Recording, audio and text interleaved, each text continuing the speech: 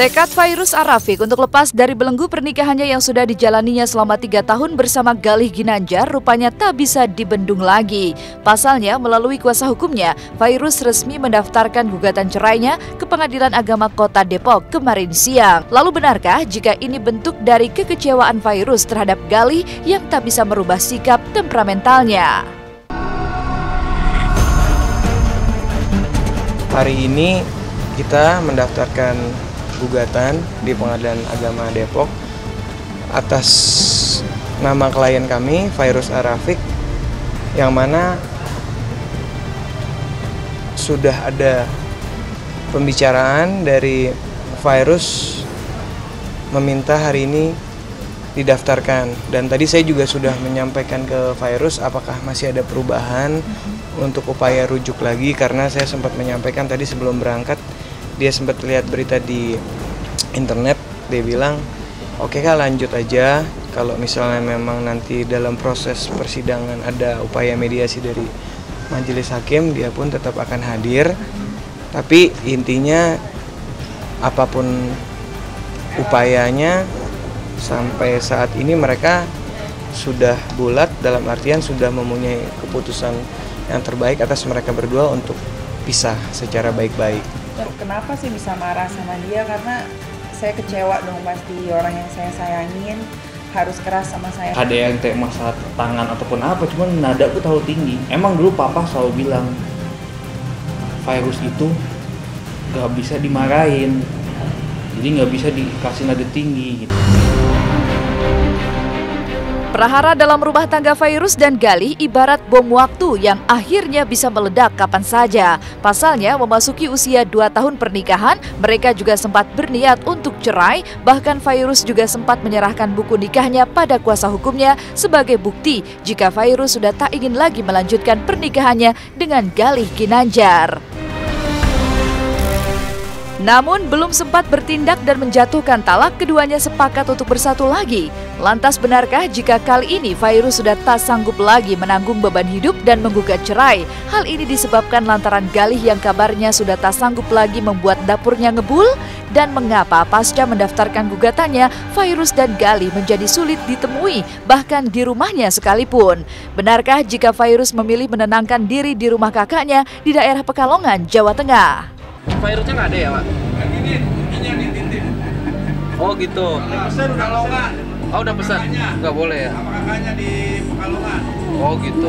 Iya, iya. Kalau masalah ekonomi sampai sejauh ini tidak ada cerita dari Fairuz dan Galih. Tapi intinya karena sudah sering cekcok, masalah yang kecil aja bisa menjadi masalah besar. Dia juga khawatir di depan anak selalu sering bertengkar. Akhirnya karena anaknya ini masih dalam masa pertumbuhan, mereka sepakat untuk berpisah secara baik-baik, tapi tetap membesarkan anak-anak. Dalam artian itu Galih juga tetap menafkahi.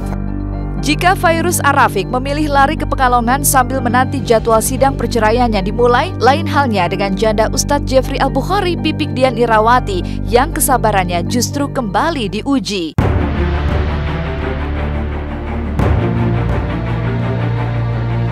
Pasalnya, kepastian hukum seputar kasus pembakaran rumahnya beberapa waktu lalu yang digelar di Pengadilan Negeri Jakarta Selatan kemarin kembali ditunda lantaran IV sebagai terdakwa lagi-lagi batal hadir dikarenakan alasan sakit.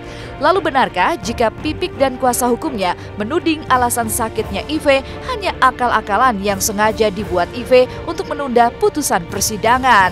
Dan akankah kuasa hukum Pipik mendesak jaksa penuntut umum agar IV diperiksa oleh dokter lain?